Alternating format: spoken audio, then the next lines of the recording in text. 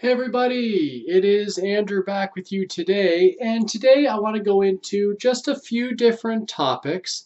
So first I want to talk to a couple reward ideas that I've come across, and these are from other people, so I will definitely source them in this, that I've come across that are great. They are great for all different ages, and they're just games that are interactive and the kids will really like.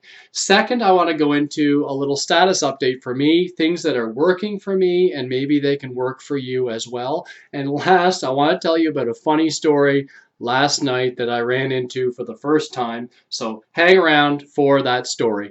If you can, subscribe to my channel. It does make my day. Like my videos so they get looked at a little bit more. I do like that. So thank you for coming to check out my channel and to see what's going on. So it has been busy. I like it. I don't know about you guys, but I'm seeing a lot more bookings come sort of sporadically now. So the booking frenzies they don't seem to be as busy for me, but then I get sort of hit hard with bookings for the week of. So I know with parents, they're probably saying, well, I don't know what we're going to do next week. So they wait until next week to make their bookings, or at least that's the trend that I'm seeing. So maybe you're seeing the same in your own. Couple of rewards that I want to talk to that I've come across that I haven't shared in prior videos is one that I've got behind me here. And what I love, if you know me, I love rewards that I can use for any level. I want them to be universal. If it's for the younger kids, let's lift them up to these rewards. If they're older kids, let's make them challenging for them as well. So I love rewards that I can just plop on my background and just pump out the sessions, session after session. Without having to switch all the time. So that's what I like. So here's one that I came across. I don't remember what teacher this was, but anyways, I'm sure there are a few out there that are doing this. But this is a really good reward that I saw someone talking about on the Hutong. So here was one reward where you just have, what is it? You put different letters on here on Post-it notes, and there's a picture in behind it. So you take off one by one, depending on what letter they pick, and they just look and see if they can guess the picture. So I really like this one. What I do for pictures is I found books at the dollar store or Dollar Tree, whatever in the US, that are I Spy books, or ones that you see different pictures. Maybe not I Spy books. Let me rephrase that. The Spot the Difference pictures books. Let me get the book here. I've got one here. So if you find a book like this, Spot the Difference, and there I just use one of the pictures. So an example here would be like the tiger. You just take one of the pictures. I love this one. I use this one already. The big hamburger. So I've got an actual hamburger and I can show them that as well at the end. So you just put one of these up here. I have 9 Post-it notes. I just jam some letters on there, and like I said, the kids love it. They love guessing the different pictures. The more crazy the pictures, the better. And like I said, these books are really good for giving you really good pictures. Even you could use the tiger one in there too. Lots of good ones. And another really good one about this bad boy here is that you can use this one over and over. Just switch the picture in the back. And the key thing is to remember, what picture did I show this kid? So if you can keep the picture the same for a period of time and then switch it, it makes it a lot easier for knowing which one you've used previously. So I love that one. The kids love it. Another one that I came across, and I don't remember this teacher's name either. I'm sourcing teachers that I don't know. But anyways, she knows if she's watching. She shared one on a video on a good reward that she uses that works very well for her is the crocodile dentist, I think it's called. If you search for it on just Google it, and you can see it on Walmart or Amazon. I think it was like 20 bucks or something like that. But this one is going to be a good one. I haven't used this one yet, but I have already got it ordered. I saw it and I said immediately, yes, I'm getting that one. One thing that I've got going for me is I worked at a church, or I volunteered at a church. That's part of my teaching experience. I worked at a church, volunteered at a church for about 13 years. So I know, in a youth group, I know what these kids will like. So if I can my creativity maybe isn't the best sometimes, But if I can see a game, I know whether it will work or not. And this game will definitely work with the kids. So whether that's the very young or the old as well, I think they will like it. So what it is, it's called Crocodile Dentist, and you can put letters on their teeth. If you look it up, it might be helpful for you to see it. But you put the letters on the teeth, you press the teeth down or a tooth down one by one, and it eventually will bite your hand. So it's just a really good one, especially for the younger kids, for them to learn the letter, and then eventually it will bite your hand depending on what letter they pick. So it's just a really good one. That is another idea. So let's go into, those were two rewards. Let's go into my second topic, which is on just how things are going for me right now. So I've got two updates. So I've got an outside chance of hitting my 220 goal for this month. So I was looking to hit 150. Just as a recap, back in November, I started November 11th. So I didn't have the full month, but I only had 29 bookings. That's all I had. I had bookings, like slots open up everywhere possible, but I just had 29. I then went to 125 in the month of January. And then I was hoping to hit 150 because I wasn't sure about the Chinese New Year and how that would pan out.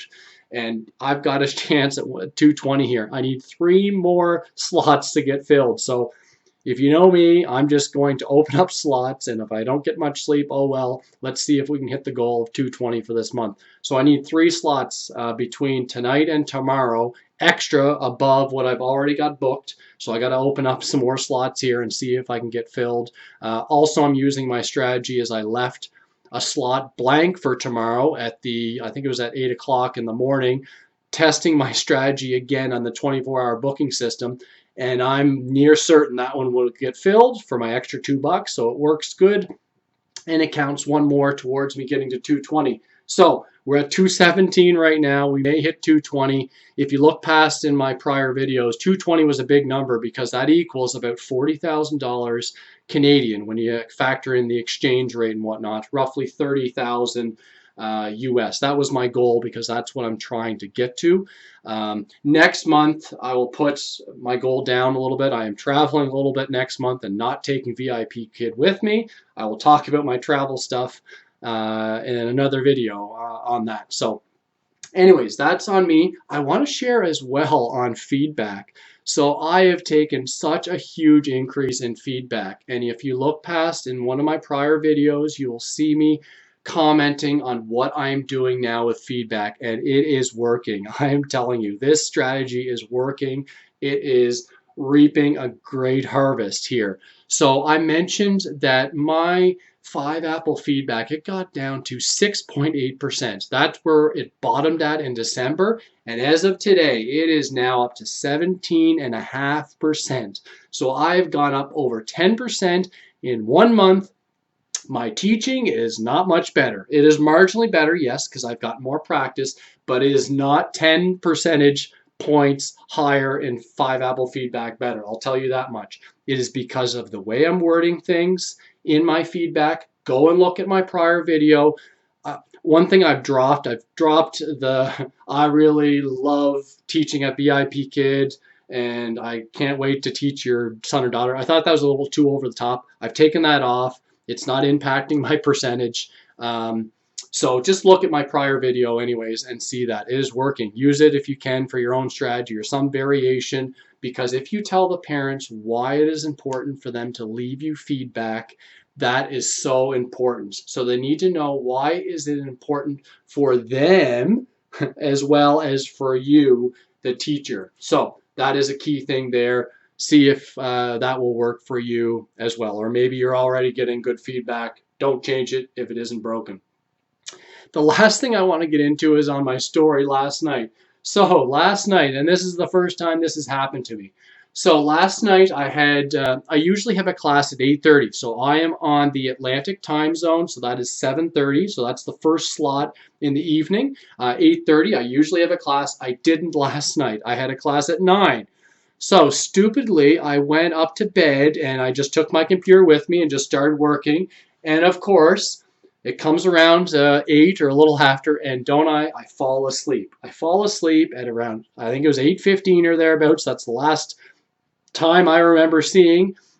I've got a class at 9, and what do? I wake up and it was either 9 or 9:01. There was a 9 on that clock when I looked up. So I'm like freaking out.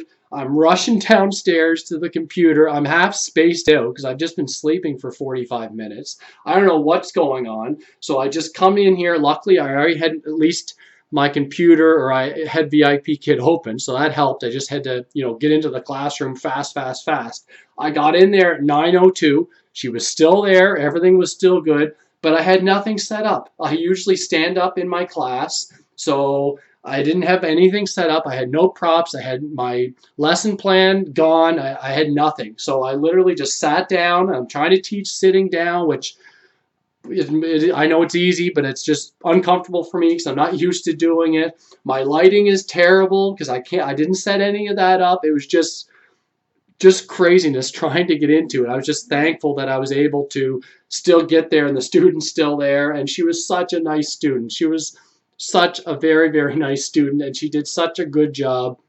I had to scramble for props. I'm trying to set up my stand-up desk while I'm teaching.